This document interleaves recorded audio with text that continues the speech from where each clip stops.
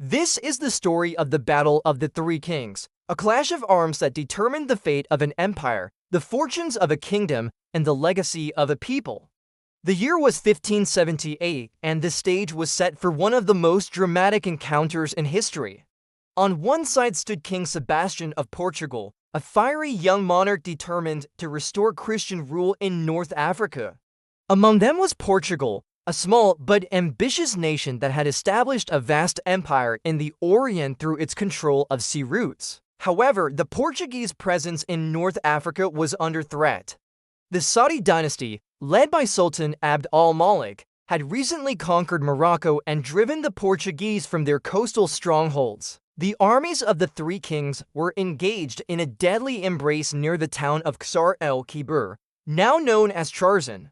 It was a cruel irony, a test of endurance that neither army was prepared for. King Sebastian, mortally wounded, fell from his horse, his life draining away as quickly as it had begun. Sultan Abd al-Malik, struck down by a Portuguese musket ball, collapsed to his knees, his reign ending in a single heart-stopping instant. The defeat of the Portuguese invaders solidified Morocco's position as a dominant power in North Africa, securing its borders and protecting its hard-won gains. The legacy of the battle endured, immortalized in poems, songs, and stories that celebrated the courage and resilience of the Moroccan people. The memory of the fallen kings kept alive through oral traditions and historical accounts served as a reminder of the high cost of war and the fleeting nature of power. The Battle of the Three Kings was a pivotal moment in history. The repercussions of this epic clash of arms resonated far beyond the sands of Morocco, influencing the trajectory of empires and shaping the course of two continents. The death of three kings in one day was a spectacle so rare and dramatic that it became a legend, a tale that continues to fascinate and inspire centuries later. And Abu Abdallah, caught in the crossfire, breathed his last, his hopes and dreams turned to dust on the wind. With the death of the three kings, the momentum of the battle shifted. The remaining Portuguese, leaderless and demoralized, began to fall back, their disciplined ranks dissolving into a hasty retreat. The Moroccans, though exhausted and depleted, pressed their advantage, driving the Portuguese back towards their ships. The battle continued for hours, the tide shifting back and forth like the waves on a restless sea. The death toll mounted, the ground littered with the bodies of men and animals alike. Still, neither king would yield. They fought on, their determination hardening with each passing moment, unaware that fate had a final, terrible twist in store for them.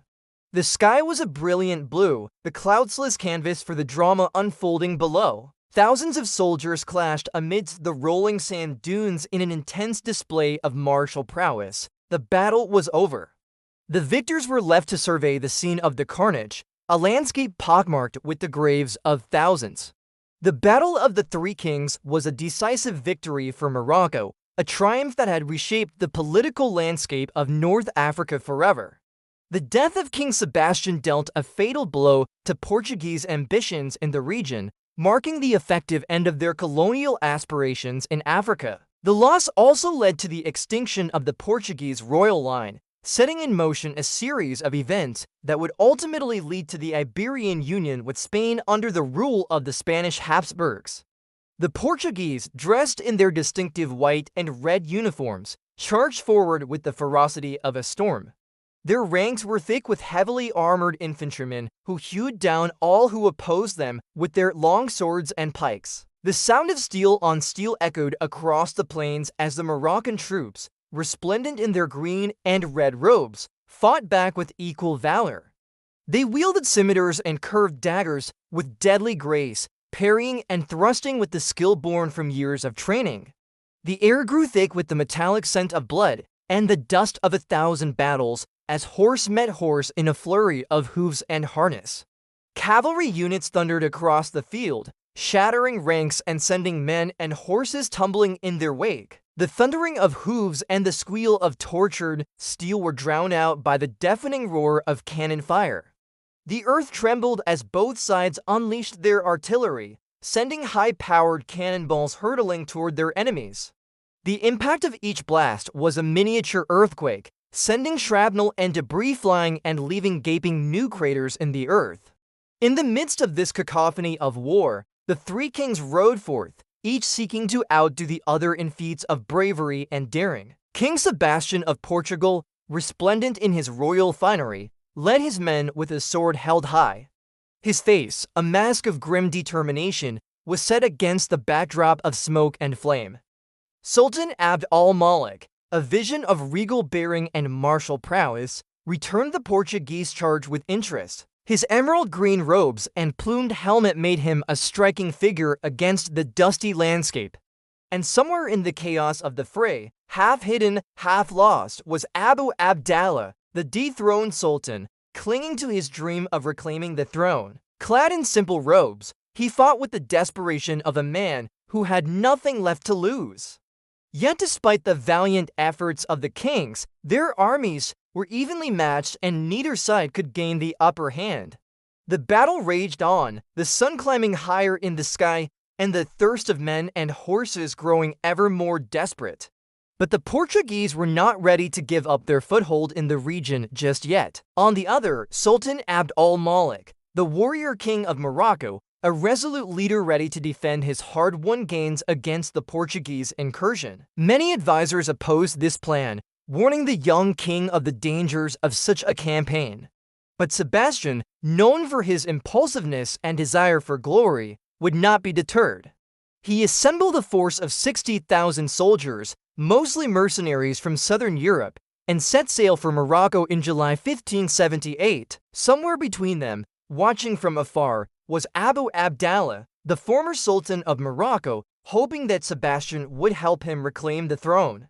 Despite being outnumbered, he had the advantage of knowing the terrain and commanding an army that was well versed in guerrilla tactics. Under his leadership, the Moroccans formed a formidable force of 40,000 men, including infantry, cavalry, and artillery units. They were a mix of locals and mercenaries from across North Africa, the Middle East, and Europe. The men were well trained and equipped with a variety of weapons from swords and spears to muskets and cannons. They wore traditional Moroccan armor, often adorned with intricate designs and symbols of their allegiance. As the Moroccan forces took their positions, anticipation hung heavy in the air. The coming battle would be a defining moment for both sides, a clash that could change the course of history. In the end, both kings would fall in battle, but only one would win the crown. Who would it be? Let's find out. Our story begins in the waning days of the 16th century, a time when European powers were expanding their influence across the globe. In 1577, King Sebastian of Portugal, eager to make a name for himself, hatched a plan to launch a holy crusade into Morocco to drive out the Moors and reassert Christian rule. Meanwhile, in Morocco, Sultan Abd al-Malik learned of the Portuguese invasion and wasted no time in preparing for battle. As the sun rose over the Moroccan desert, it revealed a scene of military precision and raw natural beauty. Then, as if by some cruel twist of fate, the heavens opened and the relentless African sun beat down on the thousands locked in mortal combat. Amidst the carnage, the three kings met their demise. As the sun dipped below the horizon, casting long shadows across the battlefield, the surviving Portuguese were forced to flee, abandoning their dead and wounded to the mercy of their enemies. For Morocco, the victory was a resounding affirmation of its sovereignty and independence. Thank you for watching.